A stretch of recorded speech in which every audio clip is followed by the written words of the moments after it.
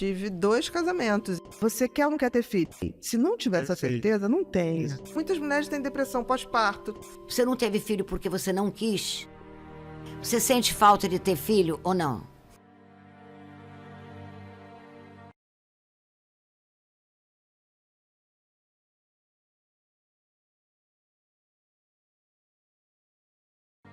Mas tem uma garotada, eu não sei se foi a VTube, ela foi filmando todo o processo com as estrias, com o pé inchado. Eu achei aquilo muito bacana. As mulheres se escondiam. As estrias, as celulites. Ela foi moderna. Começou a falar sobre maternidade desglamourizando.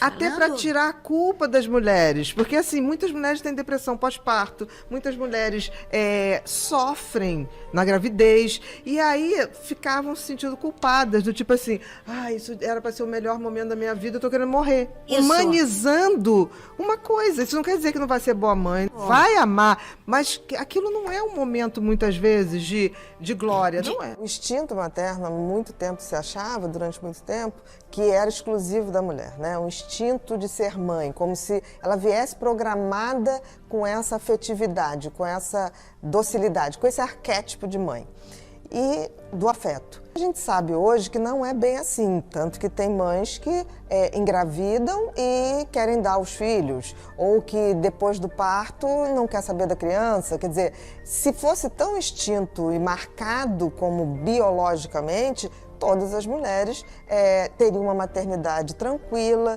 teriam esse desejo de cuidar imediato, o que não acontece. Você vê que nós temos até várias mulheres, e o número não é pouco, os primeiros 15 dias após o nascimento de uma criança, é muito comum que mulheres passem pelo que a gente chama de baby blue, que é aquele momento que ela olha e fala, meu Deus, é para a vida inteira, ela fica insegura, ela fica mais melindrada, mais sensível. Tanto que eu digo que no Brasil existe uma coisa horrorosa, que é tipo assim, vamos visitar na maternidade, vamos visitar o recém-nascido e chegam na casa das pessoas e ainda querem cafezinho e bolinho. Os primeiros 15 dias a gente não visita ninguém, porque é um período de adaptação. Na realidade, o primeiro mês. Porque a mãe é uma mudança radical, não só hormonal, como assim, não dorme, a mamada, pegar a mamada, é doloroso dar de mamar no início, né? Tem mulheres que racham o bico do seio. Então a gente tem que ter esse bom senso, que é uma adaptação. Você tem uma dor que é o útero voltando para o seu tamanho, contraindo ao contrário, né, para poder voltar ao tamanho original. Então, assim, é um processo de muita adaptação, de uma mudança muito grande. E eu digo que as mulheres que têm o tal do baby blue, têm esse momento mais pensativo, é um ótimo sinal, porque são mulheres que estão vendo o tamanho da responsabilidade que tem na mão. Porque aquelas pessoas que não têm, elas não param para dar importância que tudo vai ser diferente a partir dali, né? 2 anos sem dormir, nunca mais uma noite de sono completa. O baby blue é fisiológico, assim, grande parte das mulheres tem. E eu digo que bom que tem, porque é uma hora de muita reflexão, né? A vida mudou. Como é que vai ser daqui para frente? Como é que eu vou dar conta desse ser? Como é que eu vou proteger? Isso é uma coisa sábia até do organismo, porque ela tem que parar para remodelar aquela vida. Ela vai ressignificar a vida, ela não vai ser mais, ela é ela mais um ser que não tem ex-filho. Eu costumo dizer assim, não tem ex-filho, não tem ex-mãe, como não tem ex-pai. É um vínculo para o resto da vida. Então ele tem que ser baseado no afeto verdadeiro. Não existe afetividade verdadeira sem esse aconchego. E isso é tão interessante que logo depois, quando a mãe começa a dar de mamar, a ter o contato, em menos de 20 dias, o baby blue já foi embora e aí começa uma outra coisa. Ela começa a ter uma paixão, um olhar tão doce para aquela criança, porque eu costumo dizer assim, o bebê é uma máquina de cagar, mijar e chorar. Por que a mãe passa a olhar com essa doçura para o filho? Porque o contato físico, isso dando de mamar, seja pelo leite materno, pela mamadeira, o importante é o contato físico, é essa coisa de pele com pele. Porque aí você produz a tal da ocitocina, que é, aí sim, o hormônio do amor. que é o grande barato, porque as pessoas falam assim, a serotonina é a substância do amor. Não é, é a ocitocina. E é esse contato de pele. É por isso que homens podem ser pais com toda a pegada maternal, de aconchego, de afeto, quando existe esse contato. Eu costumo dizer o seguinte, se você quer fazer um homem ajudar com o filho, todo dia que ele chega do trabalho, depois que ele tomar banho, pega o bebê e bota na barriga. Esse contato de pele com pele vai fazer com menos de entre 15 e 20 dias, que o pai da criança esteja querendo trocar fralda, querendo dar banho, porque a ocitocina não é da mulher, é do ser humano. Então, esse contato, por que as pessoas mais afetivas gostam tanto do abraço? Porque o abraço é quando você tem essa troca de superfície, esse contato de superfície mais extenso no corpo. E isso leva a um vínculo afetivo. Então, o instinto materno, ele não é instinto da natureza, ele é um vínculo afetivo que é construído. Se não fosse assim, muitas mulheres não dariam seus filhos. Por isso que eu digo, por exemplo, casais que estão juntos há muito tempo, né? E aí fala assim, já não tem muita questão sexual, mas eles têm um vínculo muito bacana, porque tem essa coisa do andar de mão dada na rua, de abraço, daquela coisa do beijo na testa. A afetividade, ela não tem um vínculo necessário com a sexualidade. E as pessoas, por isso que mães amam tanto seus filhos e não tem nenhum vínculo sexual nisso, né? Porque esse contato é maravilhoso. Por isso que as mães podem adotar e aí também fazem. Se elas fizerem esse vínculo, esse pele com pele, esse aconchego, que eu falo que é o aconchego, né? Aquela coisa de dar colo a um filho, a fazer um carinho no cabelo, a fazer uma massagem no pé. Isso libera ocitocina e isso reforça os vínculos afetivos entre as pessoas, e entre mãe e filho, e entre uma criança ou uma pessoa cuidadora. Isso também faz dela uma mãe. Por isso que a gente diz que, por exemplo, eu quando atendia criança, eu pedia muito que os cuidadores viessem, fosse a babá, fosse a avó, fosse o tio, porque você via que aqueles que tinham mais esse contato de abraço na rua, de mão dada, era o que a criança tinha um vínculo maior. Eu acho tão interessante porque, assim, hoje em dia se usa muito termos para falar homoafetivo, gêneros. Biologicamente falando, não existe gênero homo, hétero ou não binário. O gênero é humano. Nós somos todos seres humanos, né? Não é dividido na natureza. O gênero, somos todos humanos. A ocitocina não é exclusividade da mulher. É a exclusividade do ser humano no trato com outro ser humano. É óbvio que a mulher, quando dá de mamar, produz muito mais ocitocina, porque a ocitocina estimula o aleitamento. E a gente pode observar isso também de uma outra maneira. Mães que dão seus filhos, né? Elas conseguem fazer isso muito facilmente nas primeiras horas. É muito comum a gente ver histórias do tipo assim, jogou o bebê na lixeira, deixou o bebê na frente de uma maternidade. Por quê? Porque ainda não teve essa cola afetiva, que é o que ocorre quando essa mãe começa a cuidar, a tocar nessa criança e aí sim fazer a produção da ocitocina. É incrível porque a gente durante muito tempo achava que a ocitocina era uma substância só para dar leite. Não, ela dá talvez a maior característica do ser humano com o outro, que é esse cuidado, esse apego afetivo. Não é à toa que muitas pessoas que não têm filhos desenvolvem esse tipo de apego com animais, com pets, né? Com cachorrinhos, com gatos. E é muito natural e muito comum você ver o gato dormir encostadinho na pele do seu dono ou o próprio cachorro. E quanto mais há esse contato, mais esse apego se faz de ambas as partes. Então, a ocitocina veio com a evolução e é uma questão do vínculo afetivo. Quanto maior a evolução, maior a produção. Não é receita de bolo, mas o fato de uma mãe ir para buscar um curso e o pai também, denota o quanto eles sabem da importância que é ter um filho, que não é uma coisa qualquer. É claro que não tem receita, mas eu acho que essa coisa de ir para um curso, se informar, é se engravidar um pouquinho, é um pouco dessa coisa de imaginar esse filho, de ver quais são as dificuldades, e eu acho que isso é fundamental para o vínculo afetivo. É claro que algumas modas, tipo assim, põe o filho assim, faz assim, passam, porque sempre tem uma coisa nova, a criança não pode isso ou aquilo, mas eu não vejo pelo curso, pelas regras em si, eu vejo pelo interesse, pela mobilização. Eu acho que na evolução da espécie vai chegar um momento que o cérebro vai detectar quem está preparado ou não. Ainda é muito cedo para falar isso, mas eu acho que na evolução, se a gente ficar por aqui, a tendência da evolução é a gente ter mais responsabilidade ética com o outro. A gente vive um mundo hoje, amores líquidos, né? Escorrem. Antigamente, o que se pensava? Tipo assim, eu quero achar uma pessoa com quem eu vou seguir a vida. As crianças hoje estão meio que um acidente de percurso. Não é o objetivo, é quase um acidente de percurso. Eu gosto daqueles casais que falam, nós não vamos ter filhos, porque eu acho eles mais sinceros. Sabe, essa coisa. Mas eu acho que é uma opção. É melhor do que ter 3, 4 filhos e não sabe. Filho nunca salvou casamento. O que salva casamento? O intuito de você realmente ter uma família. Porque mesmo que a família se desfaça, no sentido da convivência, aquilo ainda é uma família. Eu tenho casais que se separaram, mas são amicíssimos.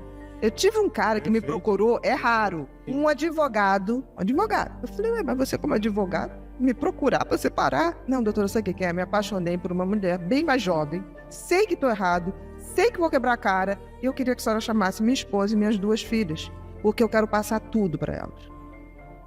Eu olhei, mas como assim? Porque eu sei que isso provavelmente não vai dar em nada. Mas eu tô apaixonado, eu tô viciado, eu tô aqui porque a senhora vai me entender. E paixão é uma droga, né? E eu queria que a senhora participasse, porque eu vou assinar tudo, a senhora vai ser testemunha. Tá bom, chamei as mulheres, né? A mulher falou, seu marido tá apaixonado, você sabe que é droga, né? E aí ela olhou pra ele, é verdade isso?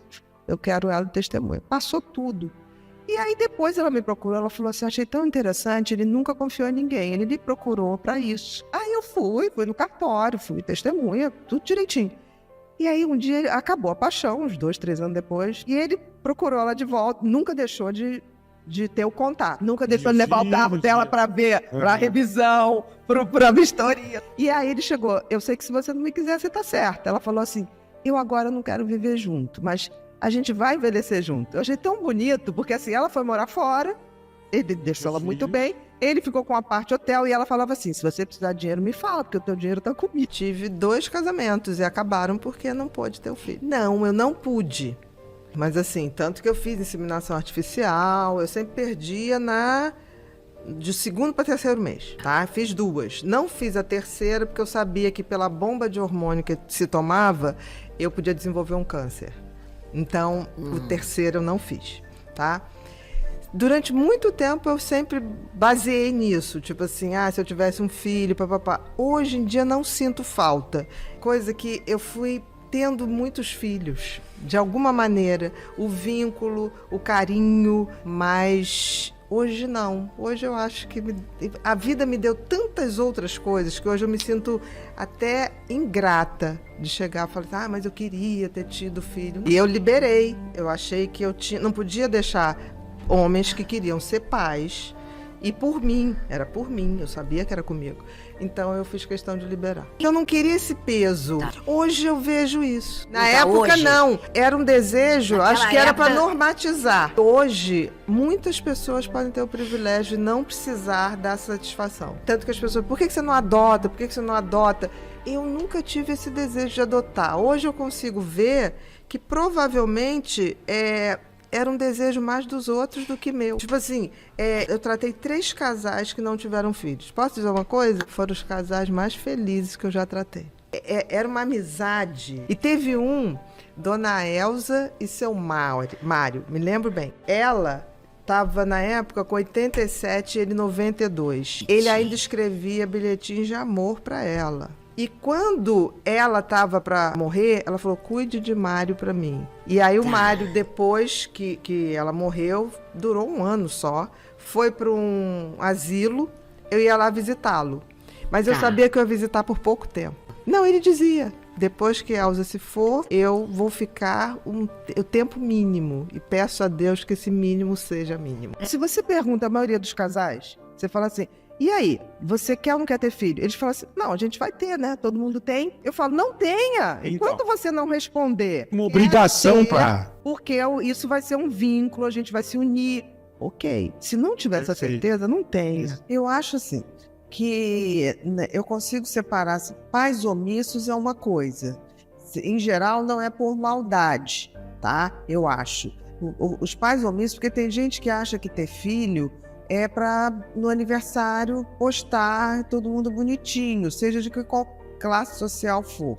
O pai ausente, eu acho que ele não tem o senso de, tipo assim, ter filho é uma responsabilidade pro resto da vida. Então, acho que tem pessoas que não sacam isso, o valor. Eu acho que o valor da maternidade e da paternidade tinha que ser um valor sagrado, tinha que ser algo muito bem estudado e muito bem exaltado na nossa sociedade. Eu acho que se faz aquilo que você falou, né? Tipo assim, vai casar, quando é que vai ter filho? Como se não fosse um planejamento, tem que ter um grande planejamento. É um grande investimento afetivo, emocional, financeiro, tudo é para ter um filho. Não é assim, né? Ter por ter. Porque eu vejo muita gente que você fala assim, você quer ter filho? Não sabe responder. E acaba tendo. Aí você fala, foi planejado? Não. A gente engravidou, eu deixei. Quer dizer, não é o desejo, não é o comprometimento. Então, eu acho que tem muitos pais omissos. Os pais que são indiferentes, eu acho que sofrem mais, os filhos sofrem mais, porque eles se sentem indesejados. Os omissos ainda tem aquela que, tipo assim, pô, pai, passa um final de semana comigo. Agora, eu acho que, de qualquer maneira, quando junta omisso e indiferente, aí é muito ruim, porque você junta duas coisas que a criança, ela vê o mundo muito pelos pais. Então, é como se o que elas idolatram, que são os pais, não ligassem para elas. Então, assim, em princípio, o mundo não vai ligar para ela. Isso influi muito na formação da autoestima de uma criança, né? Mas, quando a gente olha que tem crianças que não conseguem associar a seus pais esse indivíduo que dá proteção, que dá atenção, elas ficam o tempo todo esperando encontrar isso em outro alguém, ou em outra mulher, outra em outro homem, e elas passam a vida inteira com um buraco afetivo nessa busca. E isso é muito ruim, porque assim, se a gente não tem, a gente tem que acionar esse pai, essa mãe que está dentro da gente. Eu acho que é trazer essa tarefa de não depender do outro para que a gente seja bacana com a gente mesmo. Porque pode ser, quantas crianças não têm pai? Pai desconhecido. Quantas crianças as mães dão e ela não sabe onde está a mãe? Então, assim, começar a entender que todo ser humano guarda em si um pai e uma mãe. Porque nós fomos programados para nos reproduzir. Então, se fomos programados para isso, existe em essência esse afeto que a gente pode nutrir pelo outro, começar a nutrir esse afeto pela gente. Ser um pouquinho mãe e pai da gente de forma carinhosa e não ficar esperando isso dos outros, que num pai, numa mãe ausente, insensível, não virá, para que a vida não fique perdida, né? É tão difícil, poucos adolescentes percebem. Eles têm que ter uma... Eu atendi uma menina de 12 anos que eu fiquei profundamente impressionada com a percepção que ela tinha disso. Mas é raro. Eu acho que isso é uma coisa que a gente vai, num processo terapêutico, explicando, tirando essa coisa de alimentar uma raiva pelo pai, uma raiva pela mãe, busca excessiva desse pai, dessa mãe em outras figuras. É investir na essência de cada um, não tem outra saída. Todo o resto é solução mágica que não vai funcionar. Isso me lembra uma lenda, não sei se é verdade, do Freud, que o Freud estava dando as primeiras palestras quando ele montou todo o esquema da psicanálise, e ele estava começando a palestrar para outros médicos, né? E aí abriu-se ao público. E depois dele dar uma das primeiras conferências, teve uma mãe que estava sentada, levantou o braço e falou: Dr. Freud, eu queria lhe fazer uma pergunta. Aí ele: pois não. Quando eu devo começar a cuidar da saúde mental do meu filho? Aí ele falou assim: o filho tem quantos anos? Aí ela falou assim: tá com 2. Ele falou: você devia ter começado na gravidez. Então, assim, uma personalidade ele vai ter um componente genético, vai ter um componente psicológico, vai ter um componente social, cultural. É uma construção gradativa. Porque, assim, quando você tem uma genética, você também não é uma fatalidade, é uma probabilidade. Você tem características predominantes de um determinado parente, seja pai, seja mãe, seja avô, seja avó, seja tio. Você tem essa personalidade trazendo, essa característica te trazendo uma série de marcações genéticas que vem no seu DNA, mas isso não quer dizer que esses genes vão se manifestar. E o contato dessa genética, dessa hereditariedade com os acontecimentos da vida daquela pessoa, com os valores sociais, com os valores culturais, e a própria autorreflexão, o próprio autoconhecimento é que vai determinar como essa personalidade vai se desenvolver.